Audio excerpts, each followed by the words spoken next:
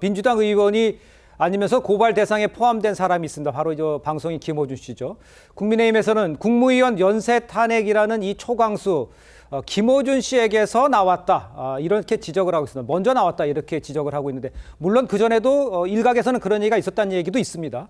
그런데 실제로 김어준 씨의 발언이 있고 그다음에 민주당 초선 의원들이 거기에 뭐 화답하듯이 이렇게 메시지를 낸 것, 요 내용들이 있습니다. 한번 비교해서 한번 들어보시죠.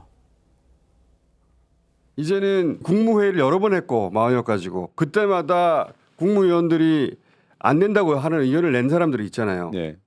그런 사람들 그냥 같이 다 탄핵해야 되는 거 아니에요? 지금은 시간은 윤석열의 편이에요. 거꾸로 결단이 없이 그냥 지나가는 건 윤석열의 편이지 않습니까?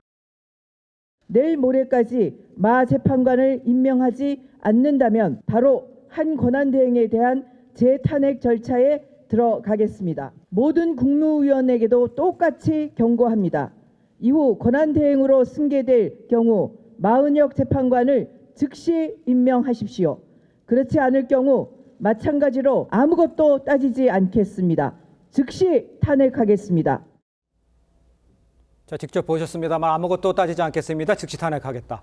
그러니까 오전에 김원현 씨가 유튜브 방송에서 마흔역 재판관 임명을 반대하는 이 국무위원들 다 탄핵해야 하는 것 아니냐 이렇게 이야기를 하고 오후에 저 민주당 초선 의원들이 줄탄핵 성명이 나오면서 야 이거 혹시 연결돼 있는 거 우연이라고 하기에는 조금 글쎄요 생각해 보는 사람들도 많은데 물론 일각에서 민주당에서 저런 줄탄핵까지도 생각을 안 했다고는 할 수는 없을 것 같아요. 저 상황들은 어떻게 이런 주장에 대해서는 어떻게 보세요? 그래서 권성동 원내대표가 김어준 씨의 지령을 받아 이재명 대표의 승인을 받아 이렇게 네. 얘기하더라고요. 그러니까 그 국민의힘 측에서는 이 부정선거 음모론부터 이제 음모론에 심취해서 이제 우리가 민주당이 김어준 씨의 지령을 받는 정당으로 또 이런 음모를 얘기하시는데 예. 전혀 상관이 없다는 말씀드리고요. 그러니까 민주당으로서는 민주당한테 거대 여당, 거대 야당 뭐 이렇게 다수당을 차지하고 있지 않냐라고 하고 말씀들 하시지만 예. 저희가 할 수 있는 걸 다 해봤는데 지금 이 헌법을 유린하는 이 행정부의 행태를 막을 수 있는 게 없습니다. 지금 마흔역 재판관을 임명하지 않고 있는 거에 대해서 우리가 작년에 한덕수 권한대행에서 탄핵소추도 해봤고요. 그렇게 했더니 최상목 권한대행이 3인 중 2인은 그래도 임명하지 않았습니까? 그 이후에 뭔가 권한쟁의 심판도 해보고 정치적 압박도 해보고 할 수 있는 걸 다 해봤는데 계속 이렇게 헌법을 유린시키는 행위를 우리는 그 목도만 하고 있어야 됩니다. 근데 네. 그거에 대해서 대통령이 아무리 위헌 위법이라 하더라도 이거 그 권한대행이 임명할 필요는 없다라고 말씀하시는데 네. 아니죠. 원래 지금까지 우리나라 헌법에서 헌법재판관 9인을 입법부, 행정부 그리고 사법부 3인씩 추천 권한을 나누고 그거에 대해서 대통령이 굳이 며칠 안에 임명하지라고 하지 않았더라도 역대 대통령 모두가 그냥 바로바로 임명을 해줬기 때문에 예. 문제가 없었던 건데요. 지금 이렇게 임명을 하지 않고 있는 행위에 대해서 민주당은 그럼 뭘 해야 됩니까? 만약에 지금 일각에서 말하고 있는 만약에 윤석열 대통령의 탄핵 심판이 4월 18일 넘어갈 것이다 이 얘기도 나오거든요. 그러면 그렇게 되면 6인 체제가 되면은 그냥 한덕수 정부가 되는 겁니다. 이게 선출되지도 않은 한덕수 권한대행이 사실상의 대통령형 행세를 하는 것이 가당키나 한 겁니까? 그렇기 때문에 마흔역 재판관을 임명하지 않고 있는 행위에 대해서 민주당이 할 수 있는 모든 수단을 동원해서 어떻게든 임명하도록 하려는 그런 수단 중에 하나로 나온 거라는 말씀드립니다. 예. 네, 저는 민주당이 문영배 대행한테 뺨을 맞고 왜 한덕수 권한대행한테 눈을 흘기는지 이해가 안 됩니다. 지금 한덕수 권한대행이 뭐 헌재 심판 방해하고 있나요? 그러지 않습니다. 8명이 됐을 때 여야 떠나서 그리고 많은 국민들이 8명 가지고도 충분히 결정을 내릴 수 있다고 얘기를 했습니다.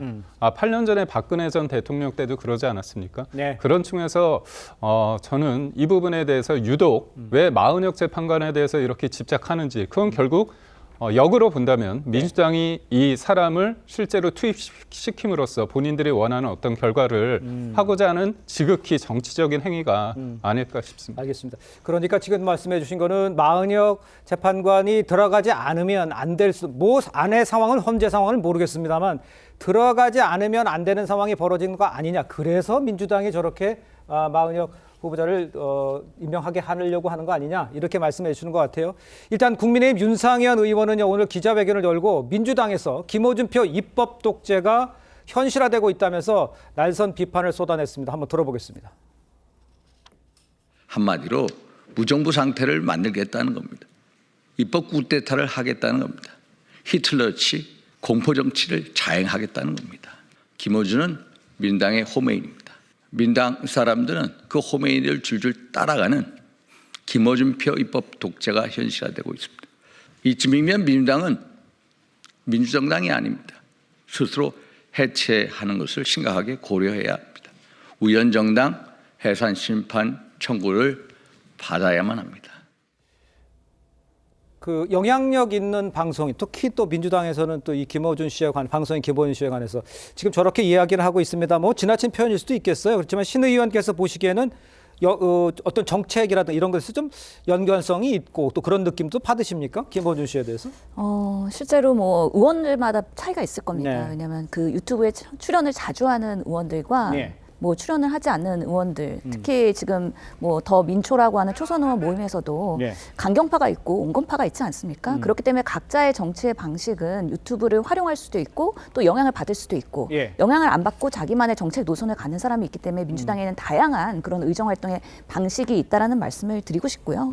뭐 위원정당 해산 심판 청구까지 얘기가 나오긴 했는데 네. 저는 지금의 우리 정치의 모습이 정말 눈에는 눈, 이에는 이인 것 같습니다. 예전에 얼마 전에 박홍근 의원님께서 법안을 발의할 때 예. 파면된 대통령을 배출하는 정당은 이런 위헌 해산 심판 청구를 받아봐야 된다라는 그런 법안을 냈거든요.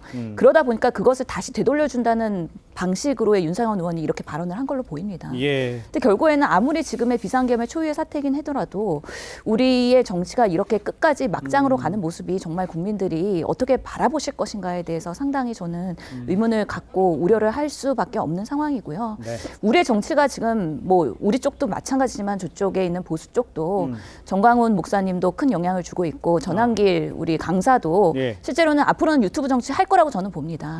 그런 부분에서 의원들이 자유롭지 못하다 보니까 끌려가는 정치를 하고 있지 않느냐에 대한 비판에 대해서는 양쪽 다 예. 엄중하게 이 상황의 심각성을 바라봐야 된다라는 면에서는 뭐 겸손할 필요가 있다라고 생각합니다. 알겠습니다.